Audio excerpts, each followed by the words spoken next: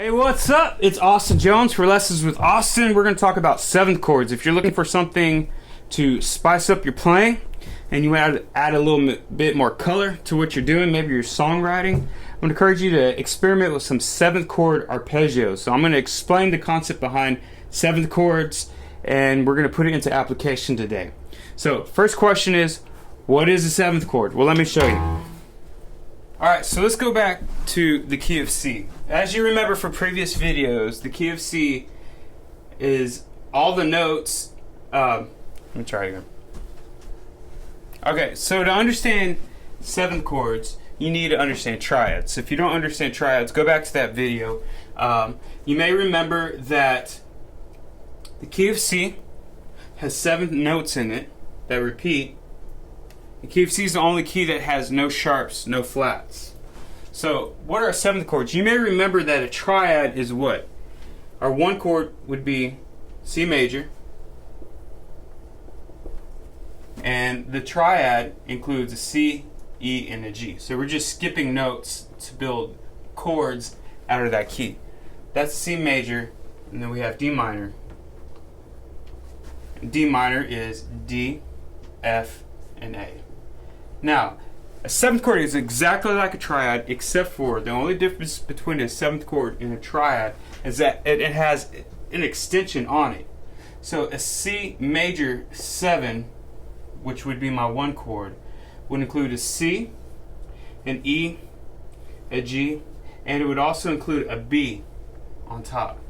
Those 4 notes together create a seventh chord. D minor 7 would include a D, F, A, and they would also include a C. So the triads include the first 3, the root, the third, the fifth, and the reason we call it seventh is because each note of that is 7 degrees away from the root. So if I count 1, 2, 3, 4, 5, 6, 7, B is the 7th of C. G would be the 5th, E would be the 3rd, and C is the root. So let's continue.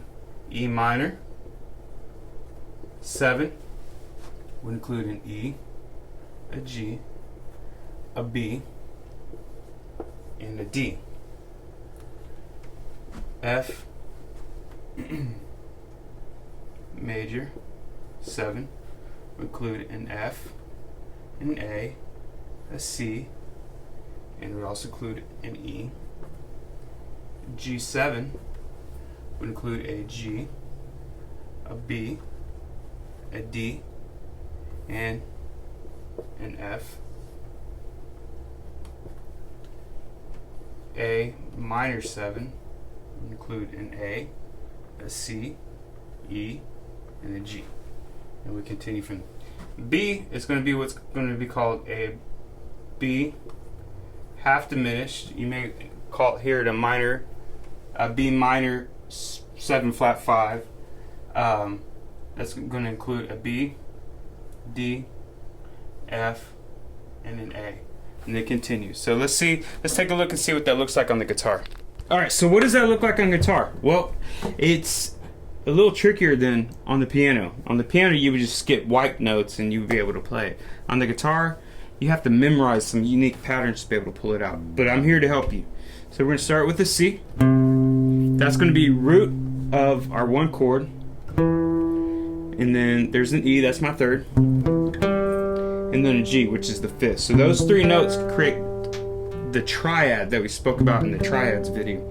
But now this time we're going to add one more note before we go to the octave, and that's going to be the 7th. And that right there is a B. So you do want to get that in your ear. Once you can play that, go to the next octave. So I have a C on the 3rd string, 5th fret, 2nd string, 5th fret.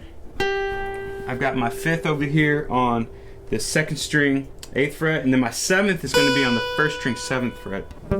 And then my octave again. And then when I'm descending, I can go down and hit the 7th down here.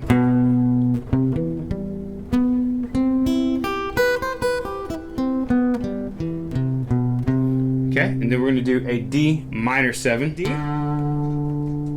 F, and an A, and then I'm going to add the G on top. And then I'm going to continue with my octave.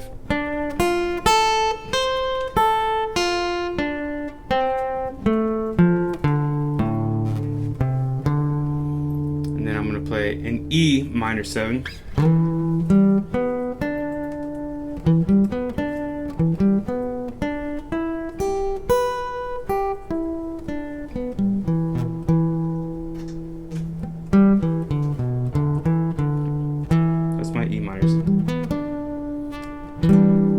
You can make a lot of fun chords with this. Here's my F7.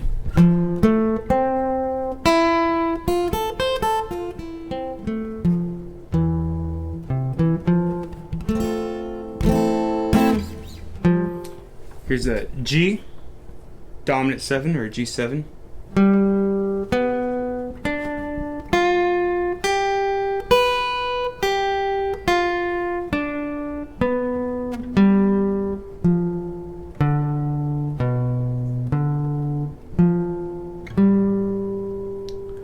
All right, here's an A minor 7.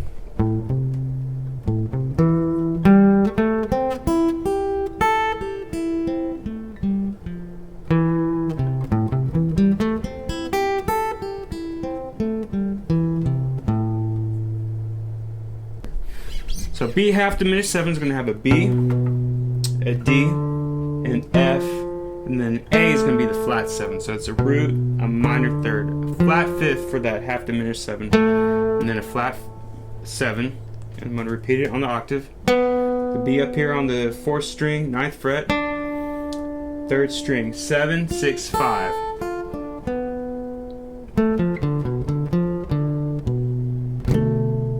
And that's it. Alright, thanks for watching. Please subscribe. Thank you for everybody who's subscribing to these videos. Very helpful. Hope you're learning a lot. If you have any questions, don't forget to leave it in the comments below. There's many other videos that can help you just help enhance your knowledge as a musician. That's why we're doing this, because we want musicians to actually know what the heck they're doing when they're communicating with other musicians. Please share these videos with people you you might think that will find it helpful.